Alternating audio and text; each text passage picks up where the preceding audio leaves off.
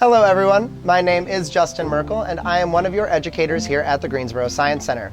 Right now you are probably getting ready for the winter months by pulling out some of your winter jackets, and we are doing a lot of work here as well to get our animals ready for these colder upcoming months.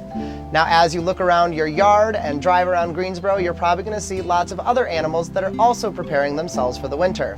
One of which would be our state reptile, the eastern box turtle. Now this guy here is Jack, and he is one of 3 box turtles that we have here at the Greensboro Science Center. He was donated to us in 1997, so we know that he is at least 22 years old. Now box turtles can easily live to be over 40 and sometimes up to 100 years old, partially because they are able to hibernate through the winter, just like bears and other mammals. Now unlike bears and mammals, they are going to be hibernating on a mostly empty stomach.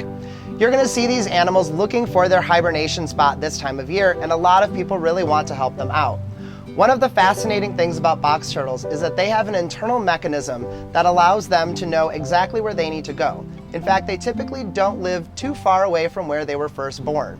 That's why if you really want to help out your local box turtle friends and you see them moving in a dangerous area, you want to move them in the direction that they are already moving. If you turn them around, they are going to turn around and try to get back to that same spot.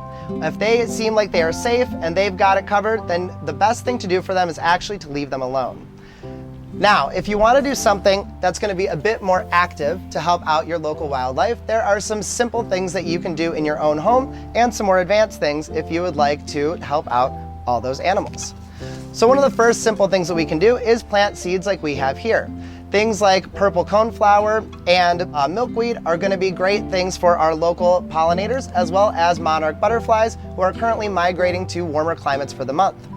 Now as they are making that trip, you can also put out trays of water with marbles in them so that they can all stop and get a drink. They get to rest on the marbles without the risk of drowning in the water. Now down past that, we have a clay pot, which can be a convenient home for toads and frogs. You're going to want to bury that about halfway down into the ground and leave the dirt nice and soft so that they are either able to burrow or just rest underneath comfortably. As we move down, you're also going to see a few things that are a bit larger and a bit more advanced for your yard or your home. The first one that we have is a bee hotel, and we have several of these around the Greensboro Science Center. These are going to make great temporary homes for solitary bees who will also be hibernating throughout the winter. And finally, we have a bat box. Functioning much like a bird box, it mimics the spaces in between trees that bats like to rest in. Now we have given you a few different ideas for some easy and some more complicated things to help out all of our local wildlife, who in turn are going to be helping us out by keeping our gardens pollinated and keeping our insect populations down.